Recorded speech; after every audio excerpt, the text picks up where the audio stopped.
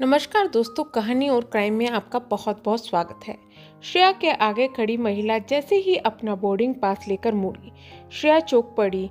बोली, अरे तन्वी, तू भी दिल्ली जा रही है? मैं अभी अपना बोर्डिंग पास लेकर आती हूँ। उसकी बातें सुनकर काउंटर पर खड़ी लड़की मुस्कुराई। आप दोनों को साथ में ही सीट दे दी है। Have a nice time. धन्यवाद कह श्रेया इंतजार करती तन्वी के पास आई। चल आराम से बैठकर बातें करते हैं, तन्वी ने कहा। हॉल में बहुत भीड़ थी, कहीं कहीं एक कुर्सी खाली थी। उन दोनों को असहाय में से एक एक खाली कुर्सी ढूंढते देख व्यक्ति बोला, उठकर खड़ा हुआ और बोला, आप बैठिए। How syllabus? तन्वी बैठते हुए बोली, लगता है सिलेबस अभी लुप्त नहीं हुई है।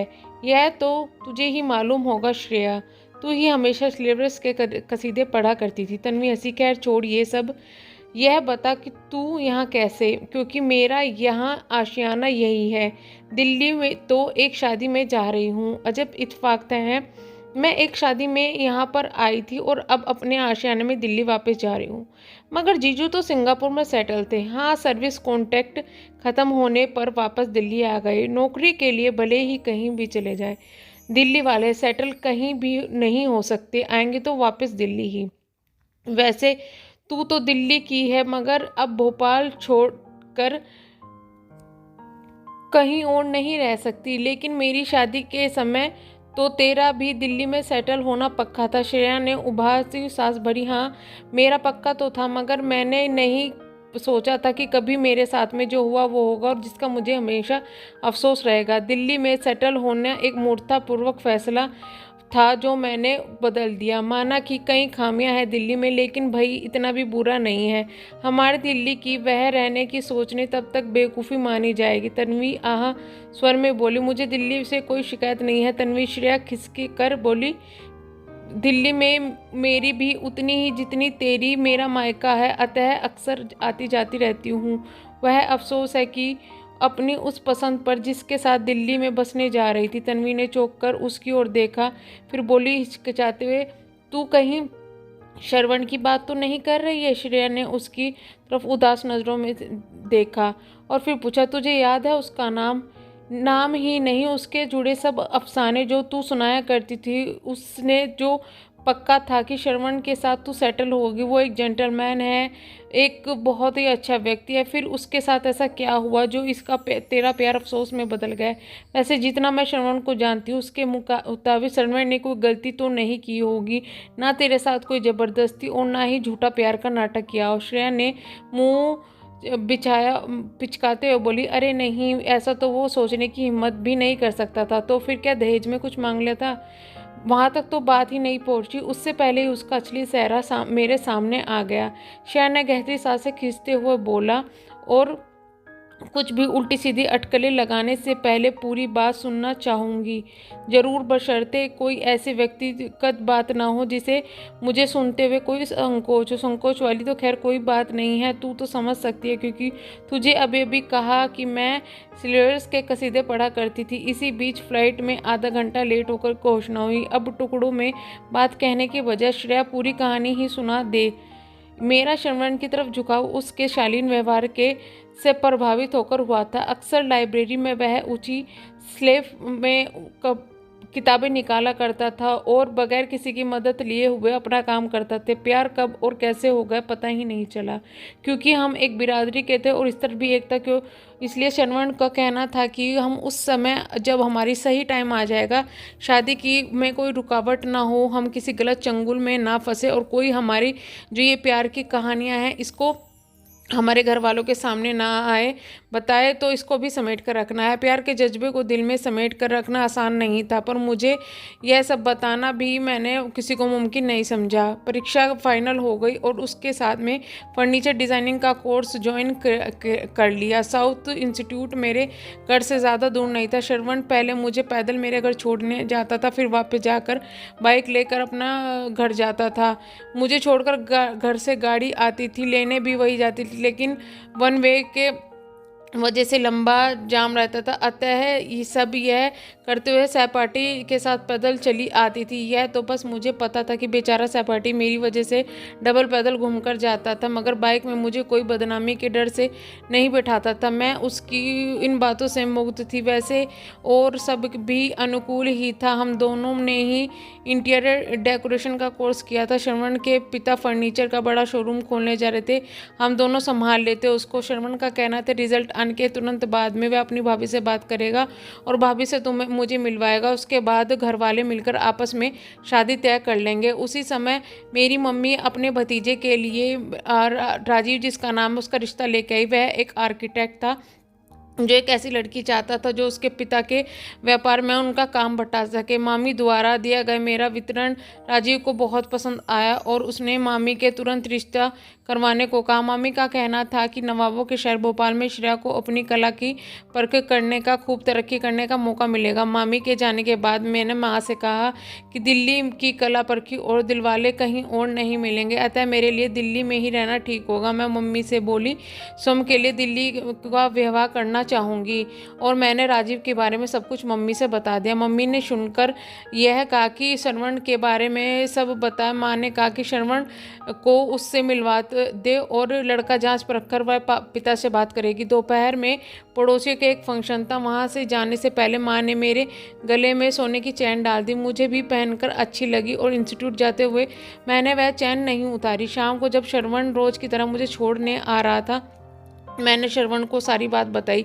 वह माँ से मिलने के लिए बहुत ज़्यादा उत्सुक था और बोला कि मैं माँ से और पिता से अभी मिल लूँगा और तुम्हारे घर ही रुक जाऊँगा उनसे मिलने के लिए, तुम्हारे पिताजी से। श्रवण से बात करते करते हम कब रास्ते में आ गए मुझे पता ही नहीं चला। जैसे ही हम रास्ते में आए तब अचानक से मेरे बगल में कोई दो व्यक्ति चल रहे थे। मुझे नहीं पता कि वह कौन थे क्योंकि मैं भाव विभोर होकर श्रवण की बातों में खोई हुई थी। वे दो गुंडे मेरे पास में आए और अचानक से मेरे गले में से चैन छीनने लगे। मेरे साथ छीना झपटी हो रही थी और मैं नीचे गिर गई, लेकिन मेरे साथ जो भी हो रहा था श्रवण ने मुझे बचाने की कोशिश नहीं की। मेरा चिल्लाता सुनकर लोग वहाँ इकट्ठा हो गए, मुझे सहारा देकर उठाया। तब भी वह मूक दर्शक बना देखता रहा और जब लोगों ने पूछा कि उसको अकेले है, कोई तुम्हारे साथ नहीं है, तब भी वह कुछ नहीं बोला और उसके चेहरे पर जो भाव थे उन्हें मैं पढ़ पा रही थी। एक प्रौढ़ दंपत्ति ने कहा कि चलो हम तुम्हें तुम्हारे घर छोड़ देते हैं, अब तू ही बता। एक कायर को सिविलियस हीरो समझकर उसकी स्लीवलेस के कसीदे पढ़ने के लिए मैं भला खुद को कैसे माफ़ कर सकती थी। राजीव के साथ मैं बहुत संतुष्ट हूँ, पूर्णतः संतुष्ट, जब तक खासकर जब राजीव मेरे दूरदर्शी और बुद्धिमत्ता की तारीफ करते हैं तो मुझे बहुत ग्लानि होती है कि यह मूर्खता मुझे बहुत कचोटती है। हर हादसे के बाद श्रवण ने मुझ पर संपर्क नहीं किया, कैसे करता। उसके बाद मैंने डिज़ाइनर इंस्टीट्यूट में ही जाना बंद कर दिया। उस वक्त मोबाइल तो होते नहीं थे और ना ही मैंने उसको अपना घर का नंबर वगैरह कुछ भी बताया था। माँ ने मेरे से पूछा कि जो लड़का पसंद है उससे मिलवाऊँ, तो मैंने कहा कि वह तो मजाक कर रही थी। माँ ने फिर राजीव से ही मेरे रिश्ते की बात कर दी और पापा और मम्मी ने मिलकर राजीव से मेरा रिश्ता तय कर दिया और मैंने उससे बहुत ही जल्दी शादी कर ली। अतः रिजल्ट आने से पहले ही हमारी शादी हो गई। आज तुमसे बात करके दिल को एक बोझ सा हट गया तन्वी। लगता है अब आगे की ज़िंदगी इत्मीनान से जीऊँगी और अपनी मुक्तता में मुझे अभी कभी कचोटेगी नहीं। तभी यात्री की सुरक्षा जांच के लिए बुलाया गया। प्लेन में बैठकर शेयर ने कहा, मेरा तो पूरा कच्चा चिट्ठा सुन लिया, पर अपने बारे में तूने कुछ नहीं बताया। तू भी बता, तू क्या करती है। दिल्ली में एक अखबार निकलता है, दैनिक सुप्रभात। दैनिक सुप्रभात तो दर्शकों को हमेशा से घर में आता है, दशकों से मेरे घर में आता है।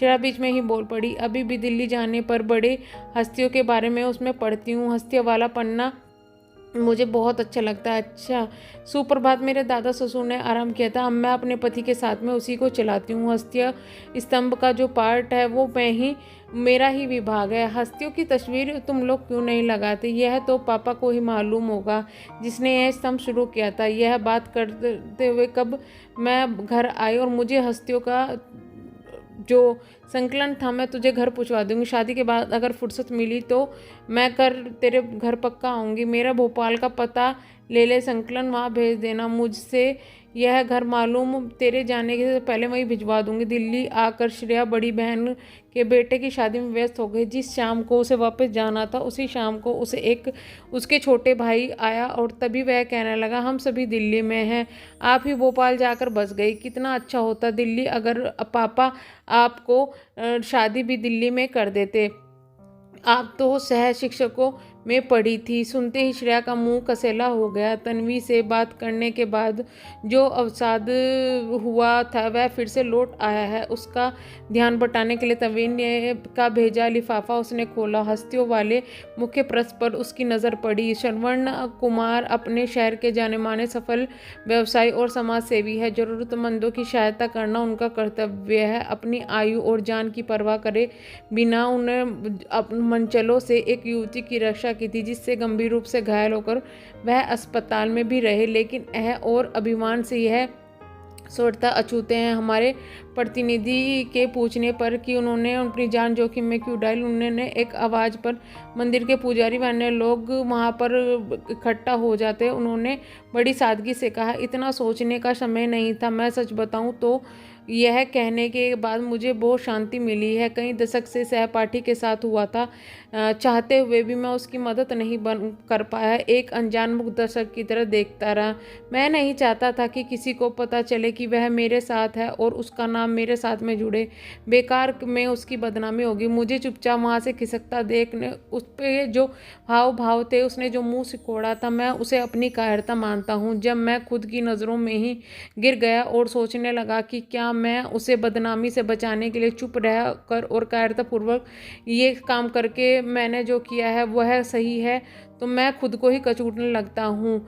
मैं यह जानता हूँ कि वह जीवन में बहुत खुश और सफल है, सफल और संपन्न तो मैं भी हूँ। बस अपनी कायरता के बारे में सोच कर ही दुखी कर रहता हूँ। आज के अनजान युवती को बचाने के बाद ऐसा लग रहा है कि जैसे मैं कायर नहीं हूँ। श्रेया और नहीं पढ़ सकी। एक अजीब सी संतुष्टि की अनुभूति में वह अभी भूल गई कि उसे सुकून देने को तन्वी ने हस्तिया कलाम के संकलन भेजे थे और मनगढ़ंत कहानियाँ उसमें लिखना तन्वी का काम था।